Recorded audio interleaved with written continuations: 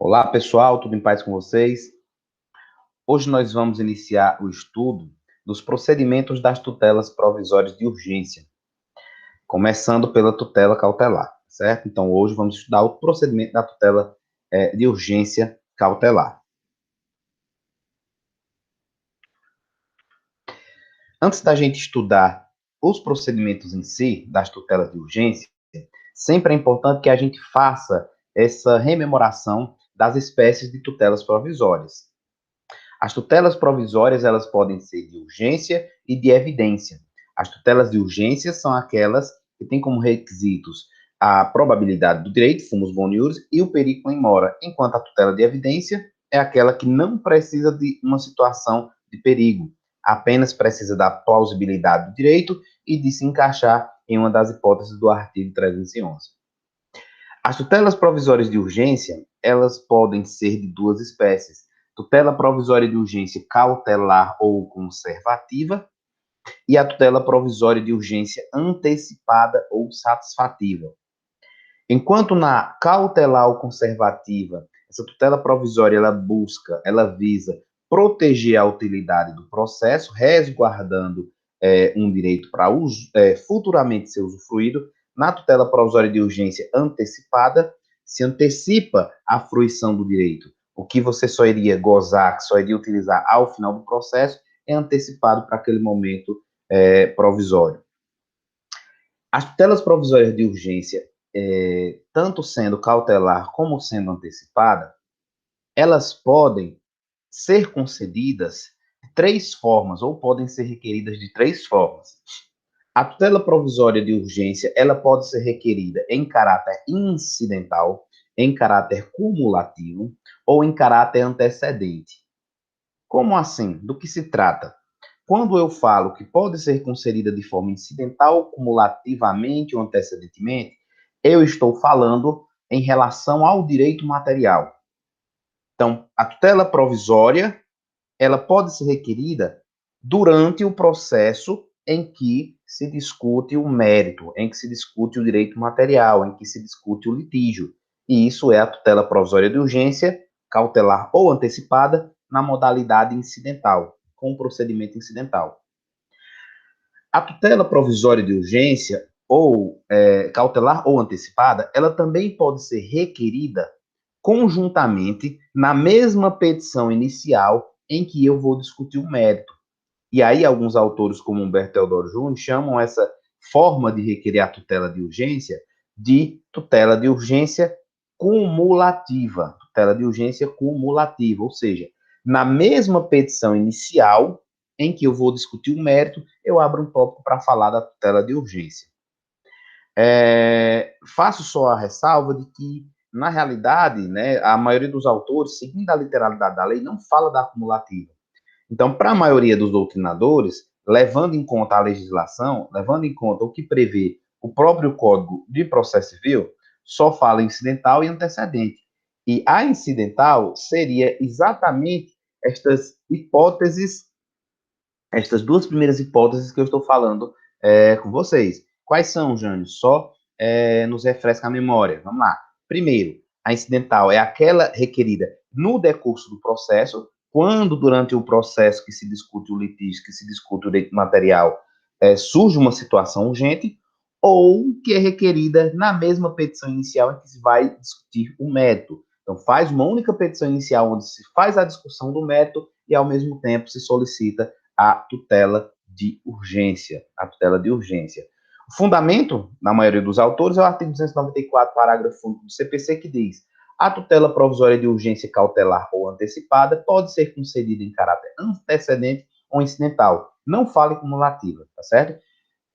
Eu friso esse cumulativo, né, para que vocês possam perceber que pode também ser pedido junto, na mesma petição inicial, em que vai se discutir o litígio. É o que acontece, na realidade, na maioria das vezes, na vida prática. Geralmente, uma única petição, um interessado, ele traz a discussão do mérito, né, o autor traz a discussão do mérito e abre um tópico lá para fazer o pedido de tutela provisória de urgência, ok? E, por fim, a tutela provisória de urgência, seja cautelar ou antecipada, também pode ser requerida de forma antecedente, Isso significa dizer o quê? Significa dizer que ela é requerida antes de se discutir o mérito. Então, antes de se discutir o mérito, inicia-se o processo para solicitar a tutela de urgência. Depois que aquela tutela de urgência é concedida, aí se continua agora com aquele processo, se complementa a discussão daquele processo, incluindo agora a discussão do mérito. Esse procedimento de tutela provisória antecedente, no dia a dia, acaba que não sendo o mais usado, mais utilizado dos procedimentos é o cumulativo, como eu já tinha falado anteriormente. Mas em algumas situações, né, em todas as situações podem ser utilizados, qualquer um desses procedimentos, basta, né, surgir a situação de urgência. Então, se tiver os requisitos fumo boni iuris periculum in mora, pode ser utilizado qualquer um desses procedimentos, fica a escolha daquele que tem interesse nessa tutela de urgência. Então, não tem problema. Mas do ponto de vista prático, a maioria das situações acabam sendo requeridas de forma cumulativa, ou seja, numa única petição inicial já se traz a discussão do mérito e a parte, num tópico à parte, também se traz a discussão da tutela de urgência, certo? As tutelas, porém, em algumas situações, a urgência ela é tão grande, ela é tão urgente, né, que esperar para discutir a tutela de urgência só quando se concluir a petição inicial, onde se vai discutir o mérito, pode causar um prejuízo imenso à parte, né, ao autor. Então, olha, imagine a seguinte situação: uma situação em que o indivíduo está passando por um problema de saúde gravíssimo e que ele precisa se submeter a um procedimento com urgência, a uma cirurgia com urgência, só que ele tem, pelo plano de saúde, negado aquela cirurgia, porque, de acordo com o plano de saúde, aquele tipo de intervenção é uma intervenção ainda experimental, e o plano de saúde não quer pagar por aquele procedimento. O litígio né, o paciente necessita da cirurgia, ele tem o plano de saúde dele, ele entende que o plano de saúde é responsável por aquilo, só que o plano de saúde se defende dizendo que não vai custear aquela cirurgia porque não faz parte das obrigações dela como seguradora. Ok, esse é o litígio. O autor, ele vai ter que fazer uma discussão trazendo diversas provas, fazendo uma análise da jurisprudência, trazendo teses, né, mostrando detalhadamente a importância daquele procedimento. Então, enfim, ele vai fazer uma discussão e ele precisa de tempo para elaborar uma boa petição inicial robusta, para discutir o mérito. Porém, a necessidade da cirurgia é agora. Se ele esperar para só pedir a tutela de urgência junto à discussão de mérito, depois que ele elaborar essa petição inicial, o risco é muito grande. Então, em algumas situações, a urgência é tão urgente, diríamos assim, que o indivíduo ele não pode deixar para fazer o pedido de tutela de urgência cumulativa ou incidental. Ele tem que fazer antes mesmo de discutir o mérito. E aí, para essas situações, existe a tutela provisória de urgência antecedente. Cuidado para não confundir, viu? Não é antecipada, é antecedente. Então, as espécies de tutelas de urgência são a cautelar e a antecipada. A forma como a cautelar ou antecipada pode ser pedida é de forma incidental ou de forma antecedente. Antecedente significa antes de discutir o próprio mérito do litígio, certo? Então, muito cuidado para vocês não se confundirem aí, certo? Então, a partir de agora, a gente começa o estudo de todos estes procedimentos, o incidental, o cumulativo e também o antecedente, levando em conta se se trata de uma tutela provisória de urgência ou se se trata, tutela provisória de urgência cautelar ou se se trata de uma tutela provisória de urgência antecipada, ok? Então, vamos lá. Primeiramente, né, o procedimento incidental. Esse procedimento incidental tanto vale para a tutela de urgência cautelar como para a tutela de urgência antecipada. É a mesma coisa, né? É o mesmo é o mesmo procedimento sem diferença. Aliás, só existe um artigo, artigo 295 do CPC, que fala sobre isso, porque é simples, é intuitivo. A forma como isso funciona é bem intuitiva, não tem complexidade, tá certo? Então, vamos lá. Imagine o seguinte: no decorrer do processo, deixa eu citar uma situação. Imagine que um indivíduo ele tem um determinado contrato de compra e venda com uma determinada empresa.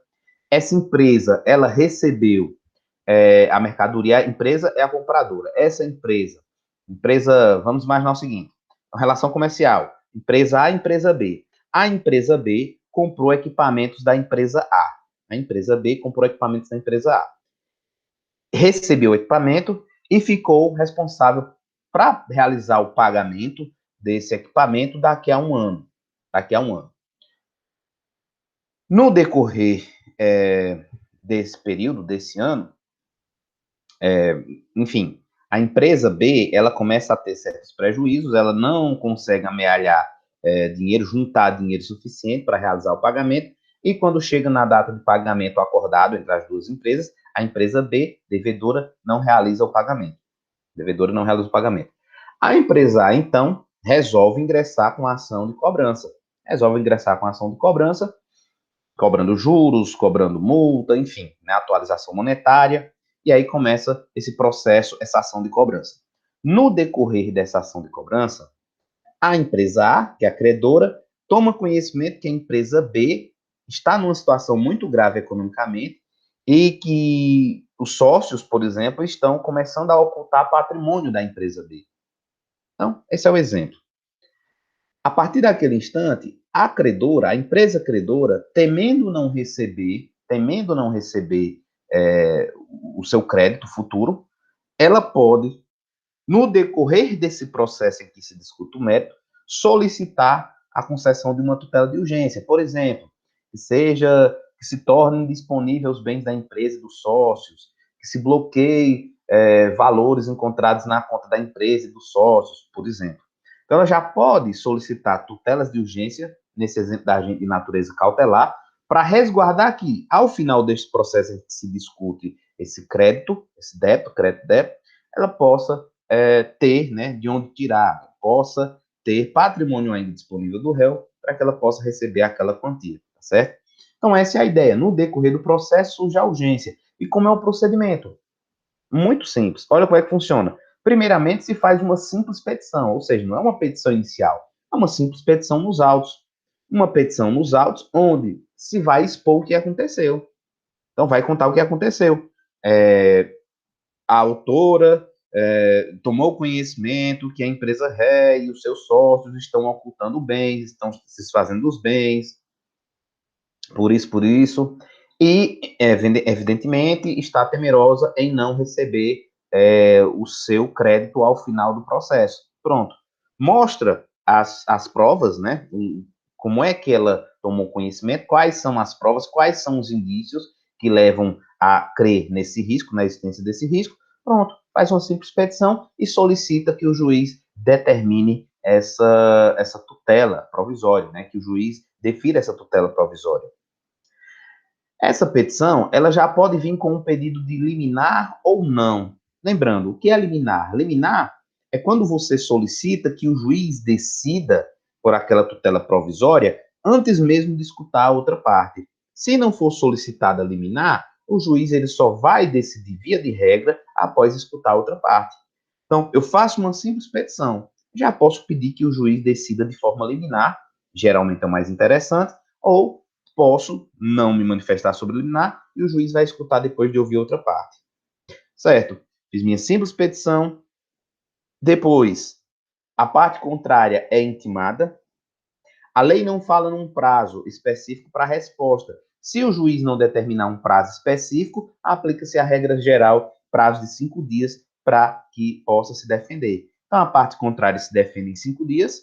Se houver necessidade de produção de outras provas, como uma perícia, como a escuta de testemunhas, é feita essa produção dessas provas, é feita essa instrução, eventualmente até mesmo uma audiência de instrução, em relação a essa situação de urgência e, por fim, o juiz emite a decisão naqueles autos. Né? A decisão, que no caso aí, como é no decorrer do processo, será uma decisão interrogatória. É bem simples, né? A parte que se julga prejudicada pede, a outra parte se defende e o juiz decide. Basicamente é assim. Tanto serve para tutela cautelar, como serve para tutela antecipada, quando requerida de forma incidental, ou seja, no decorrer do processo em que se discute o método. Segunda situação é a concomitante, né, de forma concomitante. Procedimento concomitante. Também esse procedimento concomitante ou cumulativo, ou seja, na mesma petição em que eu discuto o método, na mesma petição inicial em que eu trago a discussão do método, iniciando o processo, eu também incluo a discussão da tutela de urgência.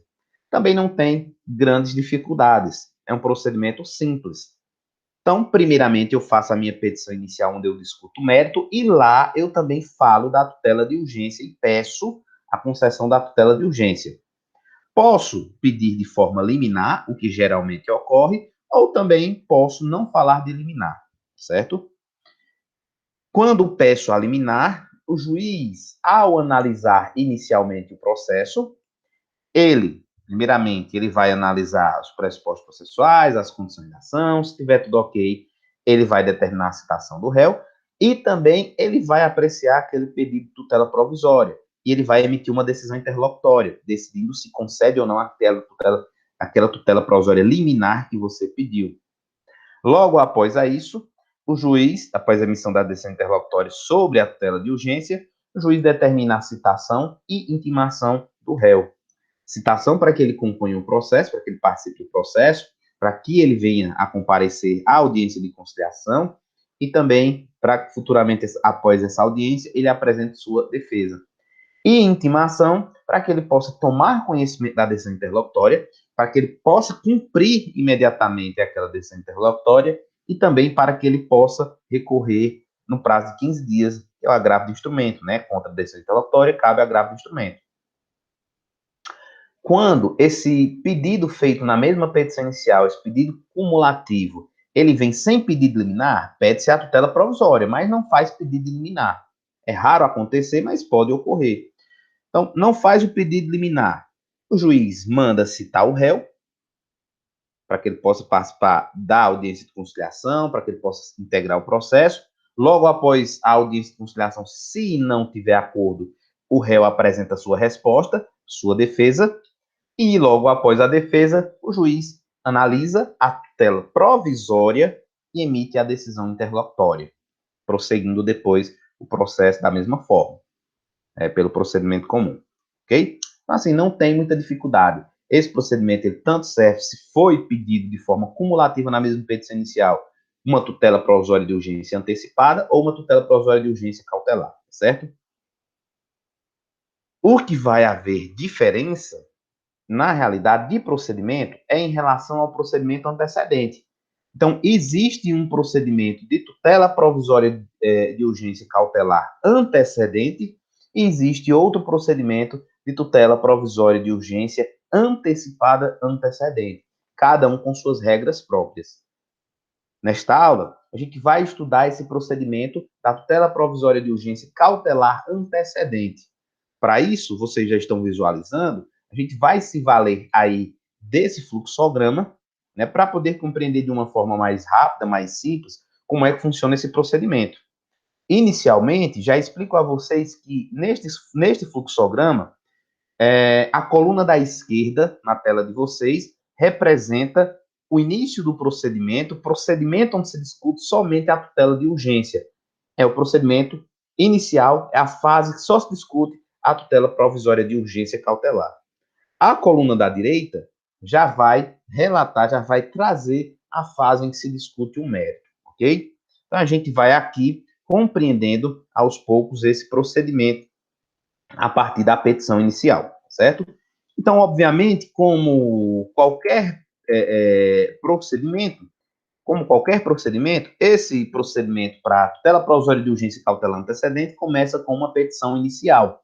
Petição inicial essa que deve reunir os requisitos previstos no artigo 305, que diz o seguinte: a petição inicial da ação que visa a prestação de tutela cautelar em caráter antecedente indicará a lide e seu fundamento, a exposição sumária do direito que se objetiva assegurar e o perigo de dano ou risco ao resultado útil do processo. Então, vamos lá. Indicará a lide e seu fundamento.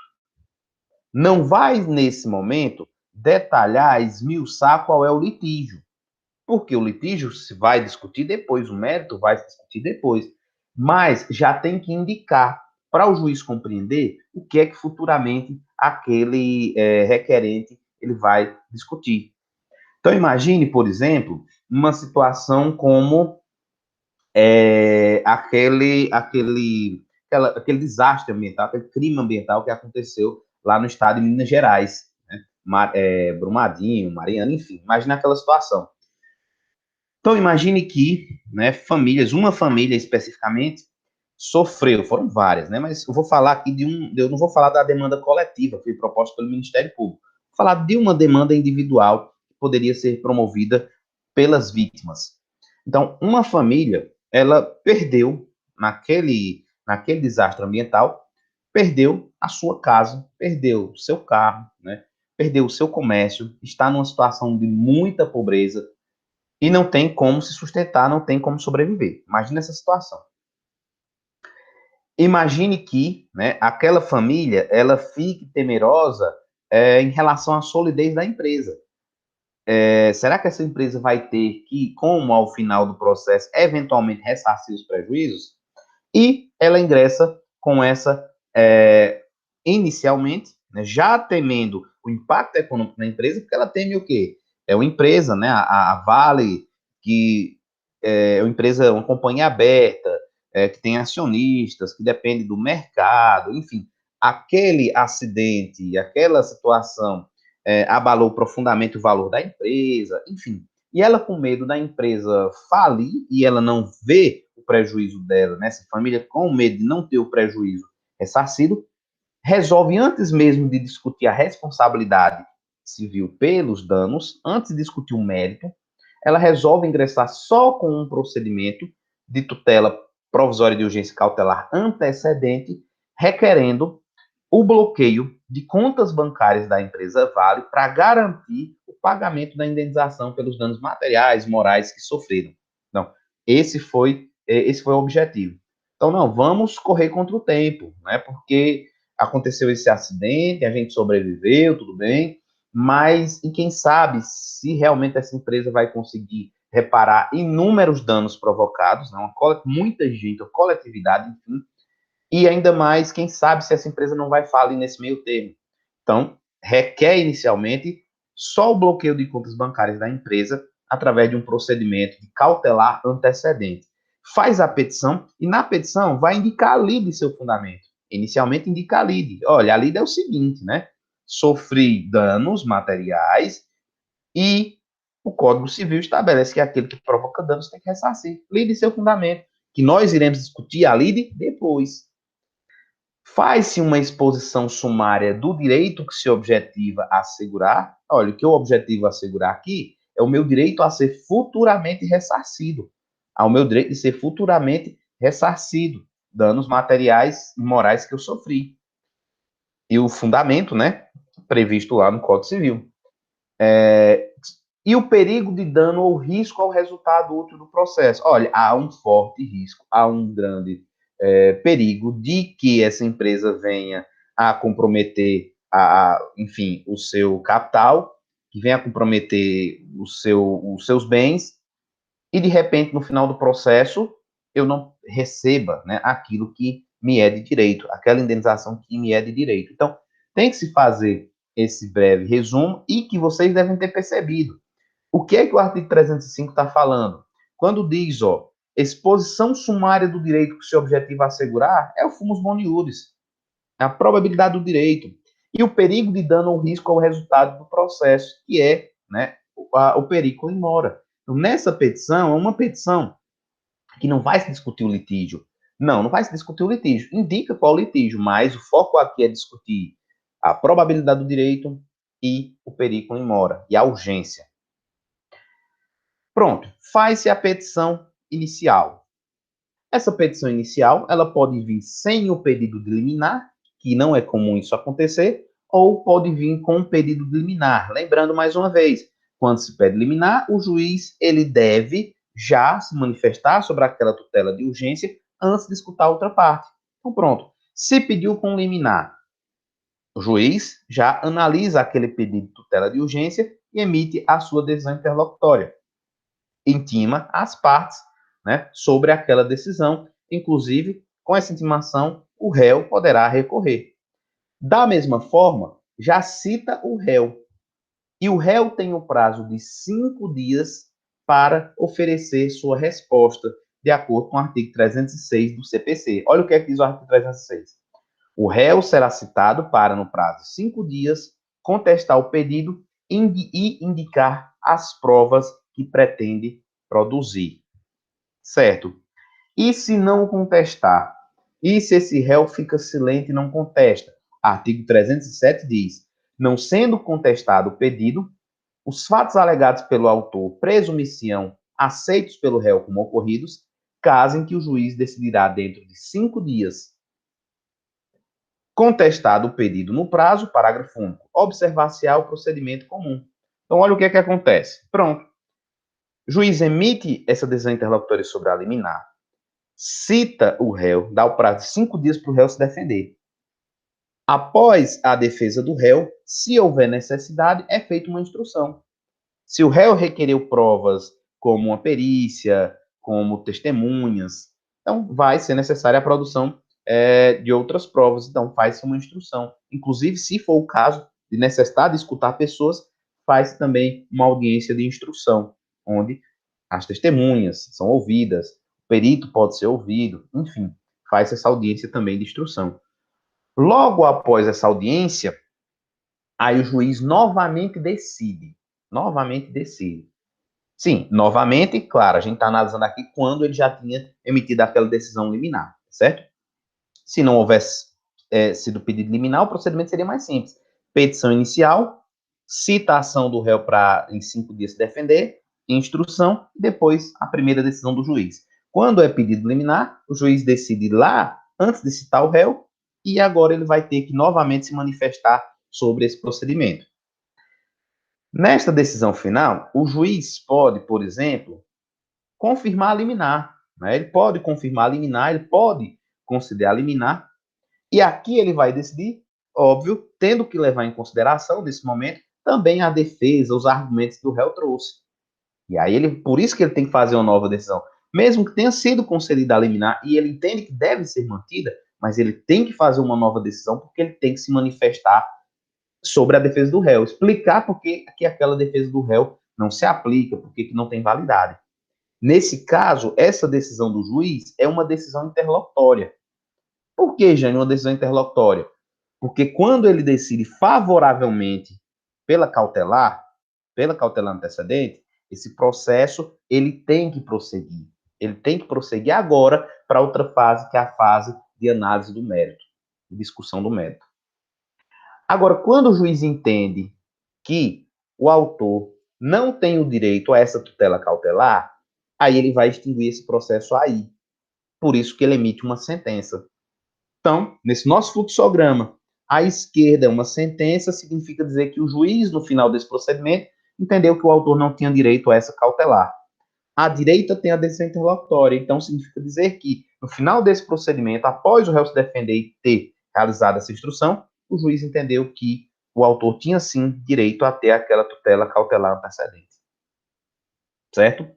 Logo após a decisão interlocutória, a gente passa para a fase de mérito. Olha o que é que diz aqui o artigo 308 do CPC. Efetivada a tutela cautelar, o pedido principal terá de ser formulado pelo autor no prazo de 30 dias, caso em que será apresentado nos mesmos autos em que deduzido o pedido da tutela cautelar, não dependendo do adiantamento de novas custas processuais, ou seja, significa dizer que continua no mesmo processo. Se não está pagando novas custas, é porque não é um processo novo. Então, ó, vamos continuar no mesmo processo. Depois que o juiz concede depois que o juiz concede essa tutela cautelar, vai ser contado um prazo de 30 dias úteis após a efetivação, né, dessa tutela, é concedida, deve ser realizada nesse prazo de 30 dias, a complementação do pedido principal, a dedução do pedido principal. Então, neste momento, pronto, foi concedida. Então, você tem 30 dias para fazer a dedução do pedido principal, para complementar, né, desse prazo de 30 dias úteis, para complementar agora a discussão do mérito. E aí o autor vai fazer uma petição, onde ele vai discutir, né, trazer a sua discussão de mérito, onde ele vai complementar trazendo novos documentos para comprovar o direito material dele, enfim, ele vai trazer as teses aqui em seu favor a respeito do direito material. Feita a dedução do pedido principal, intima-se o réu, né, para comparecer. Olha que coisa interessante, não é cita, né? Citação só tem uma lá no começo do processo. Intima-se para ele comparecer à audiência de conciliação e mediação. Após a audiência de conciliação e mediação, se não houver acordo, começa a contar o prazo de 15 dias para o réu apresentar a sua resposta, a sua defesa sobre o mérito. Lá antes, aquela primeira defesa dele, aquela primeira resposta, era uma defesa de 5 dias para tutela cautelar. Aqui não. Aqui, nesse momento, ele vai fazer uma nova resposta sobre o mérito. Logo após, o processo continua aí pelo procedimento comum. Né? É o que diz o parágrafo 4º do artigo 308, que diz, ó, não havendo autocomposição nessa audiência de conciliação, o prazo para contestar será contado na forma do artigo 335, ou seja, o prazo é contado da mesma forma que é contado para qualquer tipo de contestação. Vai seguir o procedimento comum, resposta do réu, réplica, saneamento. Depois disso, se houver necessidade, instrução, agora só para discutir o direito material, o litígio, e por fim, sentença, certo? Então, o procedimento da tutela provisória de urgência cautelar segue essas duas fases, segue esse caminho que está aí disposto para vocês neste fluxograma, certo? Além disso, é interessante a gente falar, o próximo slide aqui traz o procedimento, né, os artigos que falam sobre o procedimento que a gente acabou de falar no fluxograma. Por fim, ainda é importante a gente falar sobre a cessação da eficácia da tutela provisória. Assim, ó, se a tutela provisória que foi concedida em caráter antecedente, ela deixa de ter validade, quais as consequências, né? Aliás, quando é que ela deixa de ter essa eficácia? E quais as consequências para isso? Olha o que diz o artigo 309. Cessa a eficácia da tutela concedida em caráter antecedente se 1. O autor não deduzir o pedido principal no prazo legal. O autor não deduzir o pedido principal no prazo legal. Então, só voltando aqui o slide, só para a gente relembrar. Ó, foi concedida, através da adesão interlocutória, a tutela cautelar antecedente, aqui no final desse procedimento da esquerda, na fase da tutela provisória, e em 30 dias úteis, a partir de sua efetivação, a partir da efetivação daquela tutela, tem que se contar o prazo, né, para que haja a complementação do pedido principal. Para que agora a gente passe para a fase de mérito. Se em 30 dias, voltando aqui para o artigo 309, o autor não deduziu o pedido principal, aquela tutela cautelar, ela cessa sua eficácia e aquele processo é extinto. Ao extinguir-se esse processo, cessa-se a eficácia. 2. Não foi efetivada dentro de 30 dias. Esse item é interessante. E numa primeira leitura, uma leitura rápida, ele pode ficar até confuso. Até porque o prazo de 30 dias é o mesmo prazo que a gente fala lá da dedução do pedido principal. O que quer falar esse inciso segundo? Assim, concedida a tutela cautelar, ela tem que ser posta em prática em 30 dias. Em no máximo 30 dias, 30 dias úteis. Ela tem que ser posta em prática no máximo em 30 dias úteis.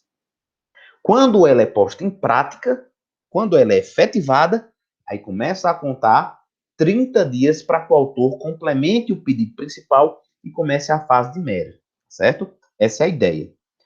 O que a lei está dizendo é o seguinte, ó. Primeiro, se depois de efetivada, nos 30 dias, o autor não completar o pedido principal, cessa a eficácia da tutela cautelar antecedente.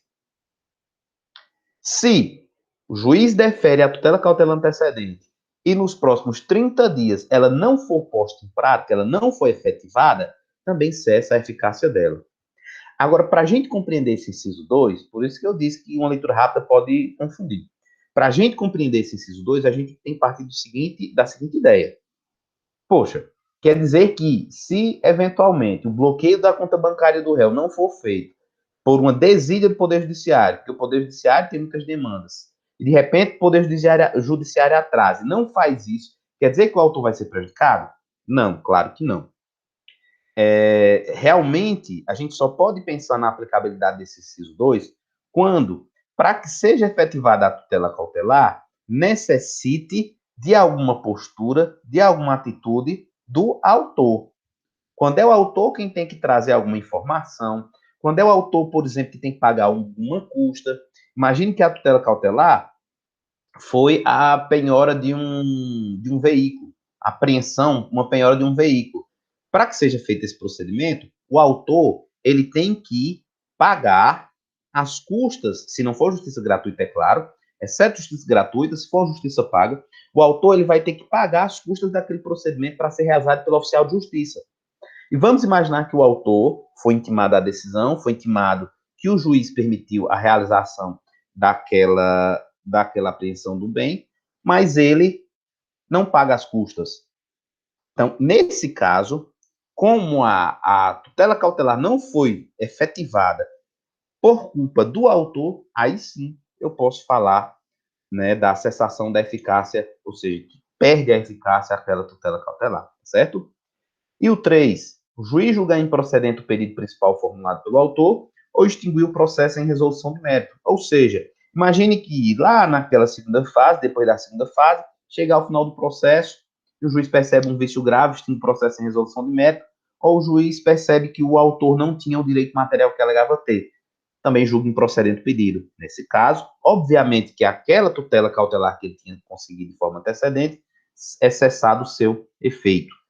O parágrafo 1 do artigo 309 diz o seguinte, ó, se por qualquer motivo a eficácia da tutela cautelar, se por qualquer motivo cessar a eficácia da tutela cautelar, é vedada à parte renovar o pedido, salvo sob novo fundamento. Assim, gente, ó, se sua tutela cautelar for indeferida, você não pode, novamente, pelos mesmos fatos, fazer um novo pedido de tutela cautelar. Não pode. A não ser, como diz a lei, se surgirem outros motivos, em outro contexto, aí você pode pedir. Mas pelos mesmos motivos, com a mesma fundamentação, você não pode renovar, fazer um novo pedido de tutela cautelar, certo? É isso que diz o parágrafo 1. Por sua vez, o artigo 310 traz outra regra muito importante quando diz o seguinte, ó, o indeferimento da tutela cautelar não obsta a que a parte formule o pedido principal, nem influi no julgamento desse, salvo se o motivo do indeferimento for o reconhecimento da decadência ou de prescrição. Vamos voltar aqui para o nosso infográfico. Então, ó, pensem aqui nessa primeira coluna do lado esquerdo desse procedimento da fase da tutela provisória. Imagine que após a instrução, o juiz entende que o autor não conseguiu formar, não conseguiu demonstrar o fumus boniuris ou o perigo in mora e indefere o pedido de tutela provisória e cautelar antecedente e extingue o processo, mata o processo a lei. O que o artigo 310 está dizendo é o seguinte, olha, o indeferimento dessa tutela cautelar não interfere, não prejudica que esse autor que não conseguiu a tutela cautelar inicie uma nova ação só para discutir o mérito. Ele pode, porque não vai afetar o direito material. Não vai afetar o direito material. Então, o juiz extinguiu porque viu que não tinha fumus bonius periculum in mora. Tudo bem, mas ele não analisou o mérito nessa primeira fase. Então, não impede que esse autor, que não teve sucesso com a tutela cautelar antecedente, possa iniciar uma nova ação só para discutir o mérito em si. É isso que diz o artigo 310. Porém, tem uma exceção. Qual a exceção? Quando o juiz ele indefere a tutela cautelar antecedente, aqui nessa primeira fase, e emite sua sentença, porque ele percebe que o direito material que vai ser discutido já está prescrito ou já está decaído, já prescreveu ou decaiu do direito ao autor. Então, ele vai extinguir o processo, ele já vai analisar o mérito. E aí, como ele analisou o mérito, porque ele viu prescrição ou decadência, aí esse indivíduo, esse autor, que não teve direito, né, que teve a tutela cautelar antecedente negada, ele também não vai poder iniciar um processo para discutir o mérito, ok? Então é isso, pessoal. Esse é o procedimento da tutela provisória de urgência e cautelar antecedente, e logo em breve a gente volta com o estudo do procedimento da tutela provisória de urgência antecipada antecedente no próximo vídeo, ok? Então é isso. Um forte abraço e até logo. Tchau, tchau.